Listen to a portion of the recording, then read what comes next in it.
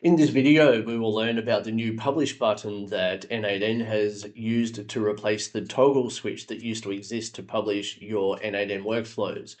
And I'll briefly discuss what the differences are. First of all, if you're on the latest version of n8n, you will notice up the top right-hand corner the word publish and beside it save. So the save button still exists and that hasn't changed, but now we have this publish button. So what is the difference? What's the deal? So I just want to show you briefly, and maybe I'll create a very simple workflow for you just to show you what the difference is. So what we want to do, first of all, is create a simple workflow and we can save that. So currently this is saved, and that means if I exit out of n8n and I come back in, my workflow is still going to be here. But it's not currently published, and that means that if I was running a webhook or a cron job that would drive this flow, it's not currently going to operate. So I can test this manually and I can drive this inside n8n, but it's not going to run at any other time except when I run it manually. And that's because it's not published.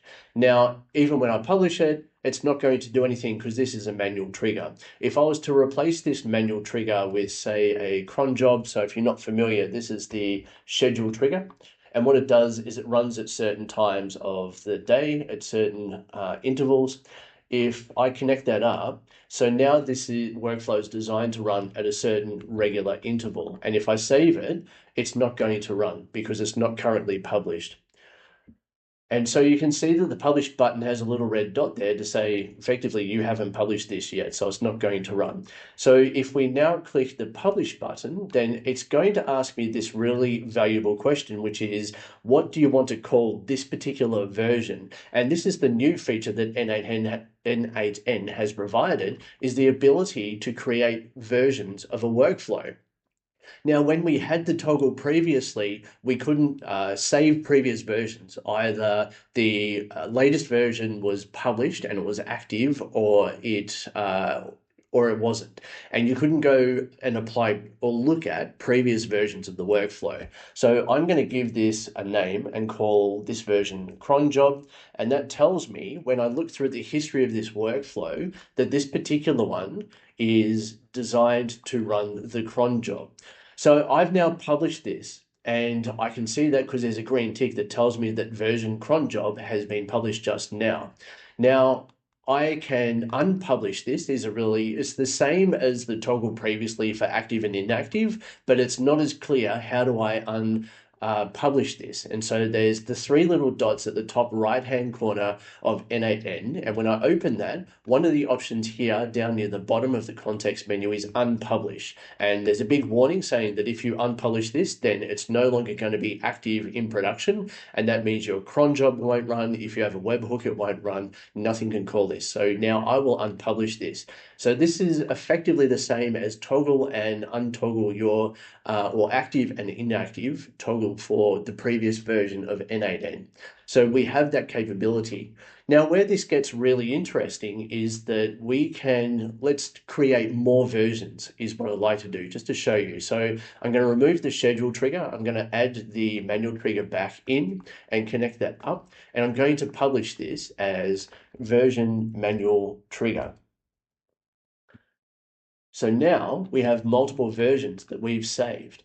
What that means is we can actually look at the history of the workflows at different times and go back to a previously working workflow. And we might revert back to that version, or we might do a fork of it, which means we might create a new copy of it and do something different with that workflow.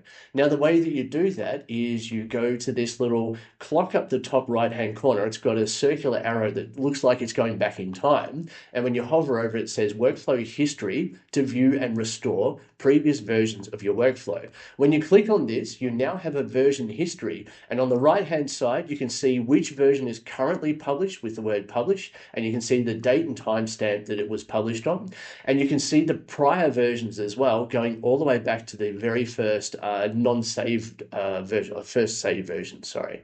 So we can now go back to the cron job version of this by clicking on it, and you can see this is the version of the workflow that's triggered by the schedule trigger. So what we can actually do when we look at the actions for this is when we click this menu, there are different options here. We can restore this version. And what that means is it's going to go back and load this particular version back into the n8n desktop, and you're going to lose the most current version of the workflow. So this is like going back in time, and you might go back to a working version that you know is safe or works correctly, doesn't have bugs, or does something specific you want it to. So restore is basically that. You can publish this version, and so you can immediately publish that working version. So if you know that a version of your workflow that's in production right now is error prone and customers are complaining about it, you can immediately go back to a previous version and just publish that one and push it straight out. And then you can go and look at what the issue might be with the newer one that you created. You can clone to a new workflow, and that is the equivalent of like forking. And when you fork a workflow, it's where you take an existing or historical version of one and you create a copy of it, and then you can start editing that one in parallel to the previous one. Now you've got two different workflows that can vary in some key way. You can open this version in a new tab, so in new tab of your browser, or you can download it. And this is a good way of backing up the working versions of your workflow. So let's quickly restore this, and you'll see that the schedule trigger will be the one connected to the code node. So I'll click on this one, and now I get back out of this just by clicking close, and you'll see that we now have the version, which is the cron job. So this is a really powerful way of going back and managing your versions of a workflow that is a new capability we didn't have when you simply had the active and inactive toggle.